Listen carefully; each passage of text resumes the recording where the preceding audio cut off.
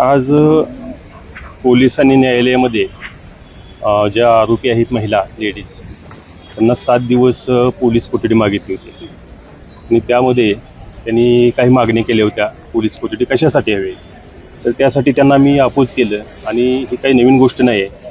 सर्व महाराष्ट्रालाही माहिती आहे की मंत्री महोदयांनी 2016मध्ये ह्या लेडीजच्या बाबतीत काय केलं होतं आणि त्या केसमध्ये स्वतः सरेंडर झाले, माफीनामा दिला आणि माफीनामा दिल्यानंतर मी इथून पुढे कुठलाही त्रास देणार नाही आणि असं असूनसुद्धा त्यानंतर त्या महिलेला त्रास दिला आणि महिलेने ज्यावेळेस आवाज उठवण्याचा प्रयत्न केला, विशेषतः 5 मार्च या महिन्यामध्ये मुंबईमध्ये पत्रकार परिषदेमध्ये पत्रकारांनी काही प्रश्न उपस्थित केले आणि उपस्थित केलेल्या प्रश्नांना मंत्री महोदयांनी उत्तर देण्याची टाळाटाळ केली आणि जे काही प्रश्न सत्य ह्याच्यावरती विचारले त्याचा मंत्री महोदयांना राग आला आणि ह्या रागाच्या पोटी हे राजकीय बळाचा वापर करून ह्या महिलेला कट करून त्यामध्ये गुन्ह्यामध्ये ह्याला अडकवलेलं आहे.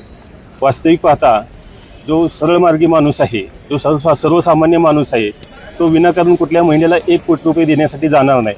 त्याचा दुसरा अर्थ असा आहे प्रत्यक्षपणे की ह्या महिलेकडं ह्या मंत्री महोदयांचं काहीतरी गूढ आहे आणि हे गूढ नष्ट करण्याच्या उद्देशानं पोलीस यंत्रणेचा, पोलीस माध्यमाचा वापर करून तिच्यावरती हा खंडणीचा खोटा गुन्हा दाखल केला आणि त्यायोगे तिच्याकडे जे काही इलेक्ट्रॉनिक डाटा असेल, काही माहिती असेल ती नष्ट करावी की जेणेकरून भविष्यामध्ये मंत्री महोदयांना त्रास होऊ नये त्या उद्देशानं ह्या महिलेवरती खोटा गुन्हा दाखल केलेला आहे.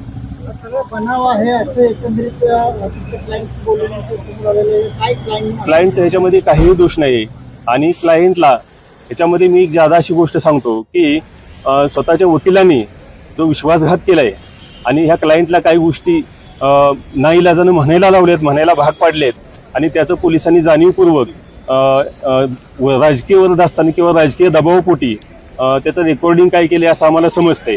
आता त्याच्यामध्ये ह्या महिलेने त्या पैशाला कुठेही हात लावलेला नाही. ACBच्या लोकांची मदत घेतली आणि त्याच्यामध्ये असं म्हटलंय की आम्हाला एक्सपर्टची आवश्यकता आहे की व्हॉइस रेकॉर्डिंग करायचे किंवा ते पैशाची आम्हाला पंचनामा करायचे, रेड करायचे.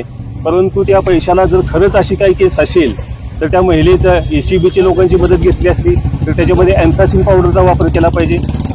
त्या नोटांना त्या जर महिलेचा हात लागला तर महिलेच्या हाताला अँथ्रासिन पावडर लागेल, तो पुराव्याचा एक भाग बनेल. परंतु असं कुठेही काही केलेले नाही आणि आपण जर व्हिडिओ जर बघितले तर केवळ पैसे समोर ठेवलेले दिसत आहेत. त्या बॅगला महिलेने हात लावलेला नाही.